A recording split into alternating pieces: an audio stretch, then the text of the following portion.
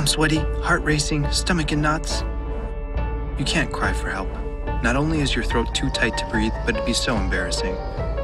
No, you aren't being stalked by a monster. You're speaking in public, a fate some deem worse than death. See, when you're dead, you feel nothing. At a podium, you feel stage fright. But at some point, we all have to communicate in front of people, so you have to try and overcome it. To start, understand what stage fright is. Humans, social animals that we are wired to worry about reputation. Public speaking can threaten it. Before a speech, you fret.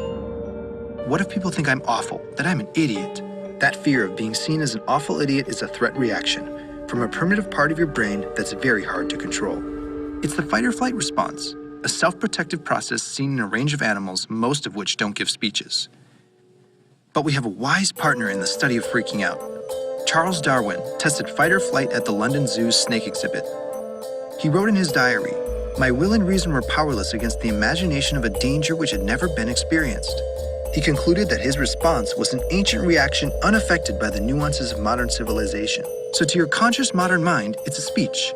To the rest of your brain, built up to code with the law of the jungle, when you perceive the possible consequences of blowing a speech, it's time to run for your life or fight to the death.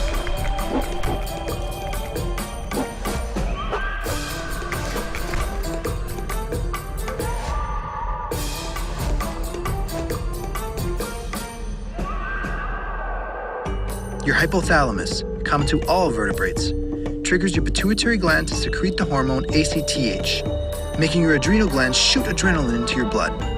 Your neck and back tense up, you slouch. Your legs and hands shake as your muscles prepare for attack. You sweat, your blood pressure jumps.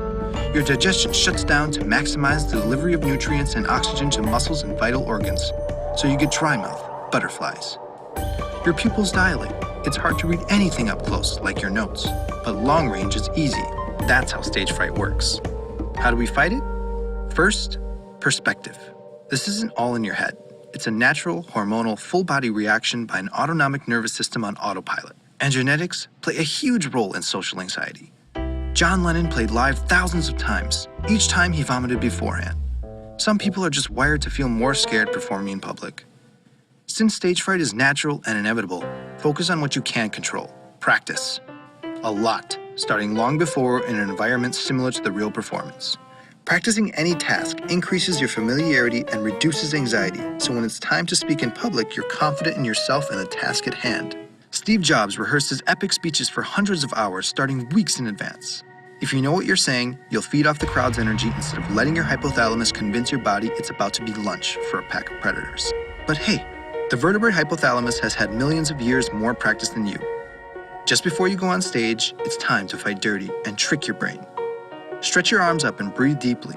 This makes your hypothalamus trigger a relaxation response. Stage fright usually hits hardest right before a presentation, so take that last minute to stretch and breathe. You approach the mic, voice clear, body relaxed. Your well-prepared speech convinces the wild crowd you're a charismatic genius. How? You didn't overcome stage fright. You adapted to it. And to the fact that no matter how civilized you may seem, in part of your brain, you're still a wild animal. A profound, well-spoken wild animal.